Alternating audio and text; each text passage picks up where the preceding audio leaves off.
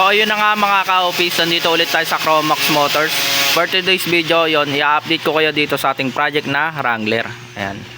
So ito nga pala yung project nating Wrangler na galing Batangas na dinala dito sa ating shop dito sa Chromax Motors. Ayan. So samahan nyo ko para pakita sa inyo yung mga nabago dito sa ating project na Wrangler. Ayan. So ayan, tapos na yung kanyang pintura, napinturahan na yung kanyang body. Ito nga pala yung Wrangler na kulay brown. At nahabaan na rin pala natin yung kanyang body. Ayan. So silipin natin. Tapos ng pinturaan yung kanyang body. Ayan. Ganda ng pagkadali rito. Ayan. Ayan yung kanyang pintura.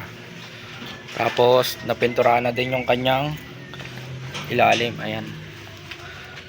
Ito na yung pinalta natin, yung suspension, tapos yung ayan. Ito yung napalta natin, yung suspension. Ayan. Napinturahan na din. Ayan. Napakaangas ang pagkadali rito sa pintura. Tapos yung differential napinturahan na din natin. Tapos napalitan na din natin. Ayan. Napakakisig ng pagkadali.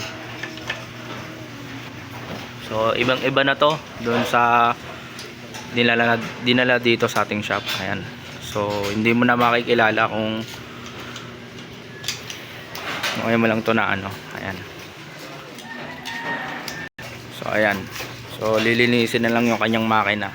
So marami-rami pang babaguhin dito sa unit na to.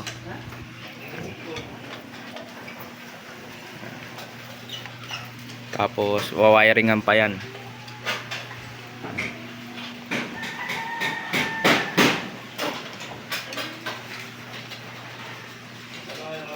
So, ayan. Ibang iba na to sa tulad dati. Ayan. Ibang iba na siya.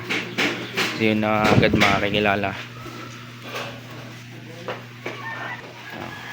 Ang ganda ng pagdadali sa pintura nito. So marami-rami pa to. Update ko na lang kayo ulit pag may bagong update na dito sa ating project na Wrangler.